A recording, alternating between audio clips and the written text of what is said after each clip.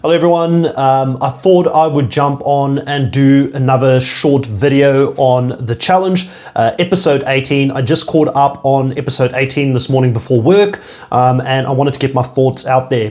Firstly, the finale of the challenge, 40 being in two parts, love the fact that they're doing that. Clearly there was a lot going on in this first episode that if we had it in one episode, we wouldn't have been able to see how people performed. And we've had it before in the past where finales felt disjointed, and you could tell certain parts of finales were taken out to actually make it fit into an episode. So really love the fact that they split it over two episodes. Love the fact that it was a heavy water-based final, like with so much swimming involved. I would have hated doing a finale like this. I'm self-aware enough to know I probably wouldn't have performed much better than Kylan did, and it really is bad for him that he's had such a good season where he's competed with Jordan head-to-head, but then they go into a finale and it's just not something that sits within a skill set. But for me, that's one of the reasons I really love the challenge. I love the fact that they keep innovating, they keep they've got certain amounts of puzzles and things like that, but they don't rotate the same exact puzzle season in and season out like they do on Survivor, or there's like very little changes to a format of a season on Survivor. The challenge keeps things fresh, and by doing a finale like this where it's so water heavy, you can tell that a lot of the contestants were caught off guard. It clearly plays into the favor of Jordan. Jordan's a beast regardless, like all round, but you know, when he's that much better than everybody else at swimming, and this kind of plays into his skill set, it does become quite a one-sided affair this episode. And I don't know if anybody can catch Jordan, even if he gets low karma votes. Let's talk a little bit about karma votes. Actually, it's one of the things that stands out for me at this point. I love the fact that your social game matters, and I love the fact that, you know, depending on how you do throughout the season and how you treat people, it can come back to affect your game at the end. Now, that is as far as the like and love about all this karma vote stuff goes for me, because there is still a problem for me when the producers don't make it clear to at least us, the audience, how karma votes are going to affect the finalists in this game. So I understand maybe they wanted to keep it for a suspense and not tell us, the viewers, how it's going to play out, but we're at the end of the season now, so I think starting the finale and having a clear explanation to us, the audience, on how it's going to work would take away any potential controversy when it comes to the end of the season. Because to me, and again, I don't like having a tinfoil hat on. I really don't like going down that direction, but it's really hard for me to say that, or to even like believe that the producers won't influence the final result if they're not transparent on how it's going to work. I don't know if that makes sense. So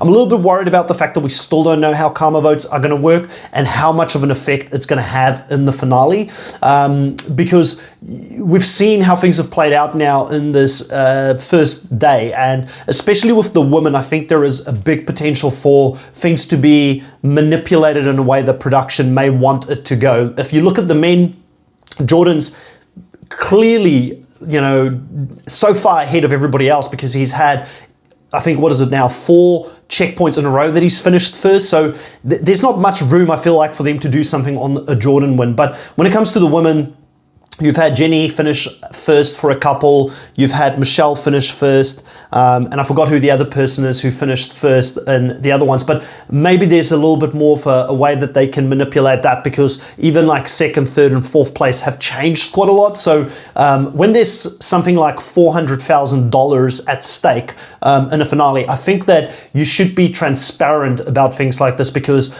there's a lot of money up for grabs. And I think even second place gets like $75,000, or it's like a share of $75,000. So that's a lot of money, and I wouldn't want karma votes to have that big of an impact. I would have rather have had karma votes be something like you get a time penalty or something like that, but it still comes down to your ability to perform in a finale to actually see if you're going to win the season. Let me know in the comment section what your thoughts are on karma votes. To me, it just seems like there is still so much for us to learn, and hopefully they make it clear to us in the beginning of the next episode, and it's not something that at the end comes from left field and suddenly it actually affects the placement or whoever's going to win this season. As far as the performances from different people on this finale, I was obviously very impressed by Jordan, once again showing us why he is, I think, pound for pound, the best challenger out there right now. And I mean, he's proving it. He's going up against Bananas, who has won quite a few of these.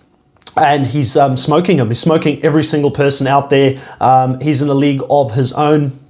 Bananas still good enough to finish, I think, the day in second place, getting quite a few second place finishes and pacing himself throughout the episode as well. So obviously someone who's done a lot of finals knows that it's going to go over more than one day. And I think in Bananas' case, he's probably hoping that this finale is going to be like some finales that we've seen in the past where, you know, whatever you do in the first day almost doesn't matter because it gives you like a time advantage or something very small going into a final race where the final leg is actually that's going to determine who wins.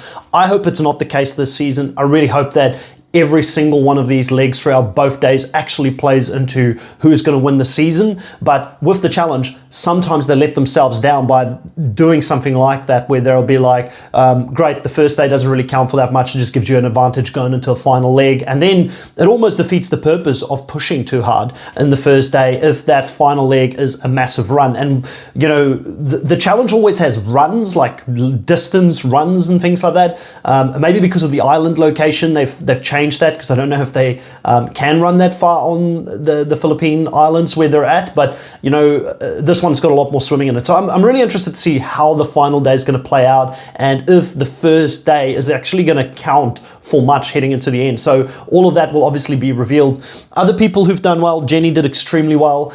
We spoke a lot about her asthma. We spoke a lot about her gassing out when it comes to endurance challenges and things like that. But so far, she is doing really well on the first day. And then Michelle as well. Who would have known like that Michelle, somebody who a lot of people thought would be a layup coming into the final, would be probably around second place at the moment with the finishes that she's had. She's done extremely well to also keep up, and obviously being a good swimmer has helped her in this finale.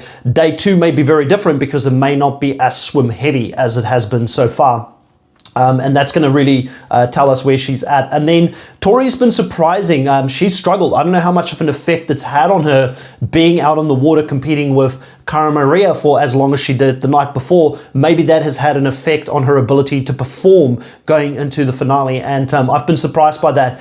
Rachel is getting a lot of content. So for me, again, not knowing how this is going to play out, I'm just wondering, why is Rachel still getting so much content if she's not going to be in it at the end? And she's someone that I'm afraid of when it comes to the karma points. Like, will it potentially benefit Rachel because she's not doing well in the final? She's not actually on merit winning this season at this stage, but she's well liked by the challenge community, and I don't think anybody who left the game would have given her low karma points. So there's a big chance that she's someone that can go from last place or second to last place to second to first based on karma points if production really wanted that to play out. But overall, I think the person who's been struggling the most is obviously Kyland. It's not been a great finale for him, seeing him cramp up and going through all sorts of pain. I do want to say hats off to him for not quitting and keeping at it, saying he hasn't quit a day in his life. So it's great to see him fight through all of that pain that he's going through. So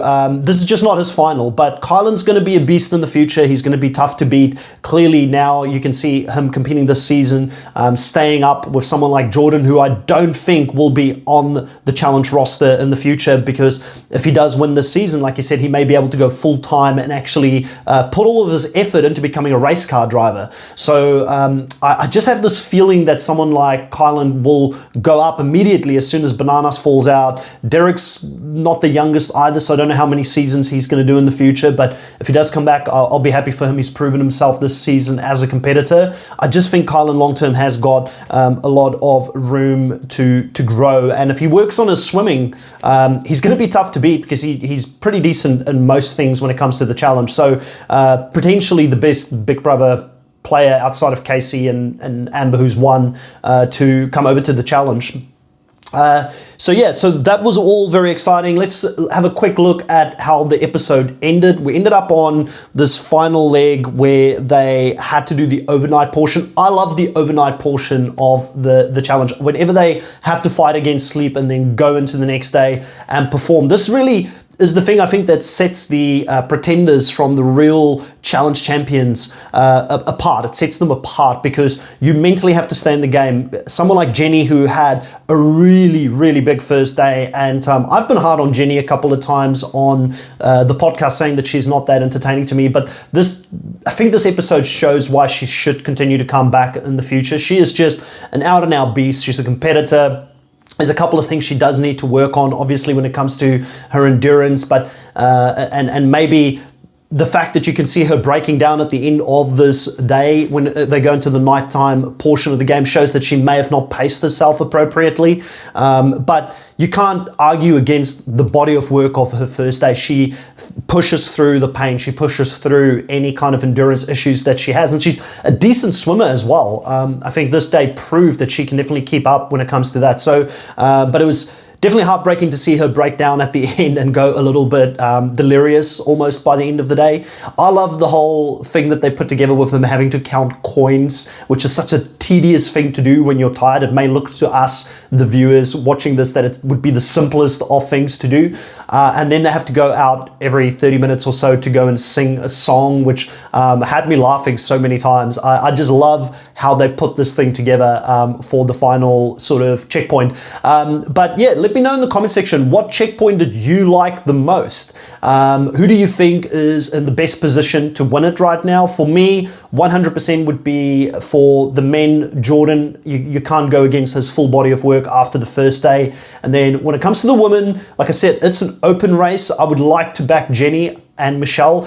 Shout out to Michelle for just having a really good first day. I'd like to see one of those two win because they weren't necessarily the two people that I would have thought would be in the lead after the first day. I would have thought Tori, with how well she's done this season, would be out in the front leading the charge. And then Rachel has had such a big edit this whole season that I would have thought she would have done better as well. So, but yeah, I think Jenny or Michelle, for me, I'd love to see one of them win, but I do think Michelle, when they move away from the swimming portion of the finale, and if they do go into more land-based challenges, could fall behind. Like, so far the swimming has really played out in her favor. But let me know what your thoughts were on this episode. Did you like it? What did you dislike? How do you think the karma points are going to come into play? I'll catch you guys on the next update when Kahuna and myself will talk about the season as a whole and also the finale and how everything plays out. But for now, if you do like this content, you want to see me just jump on, do a little bit more content like this in the future, please hit the like, put subscribe on it, and I'll catch you guys next time. Bye.